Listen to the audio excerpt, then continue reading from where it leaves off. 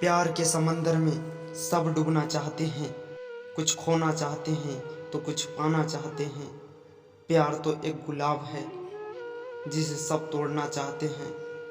हम तो इस गुलाब को बस चूमना चाहते हैं, बस चूमना चाहते हैं। लफ्ज़ों की तरह किताबों में मिलेंगे, बन के महक तुझे गुलाबों में मिलेंगे। खुद को कभी अकेला मत समझना, हम तुझे तेरे दिल में या तेरे ख्यालों में मिलेंगे, ख्यालों में मिलेंगे।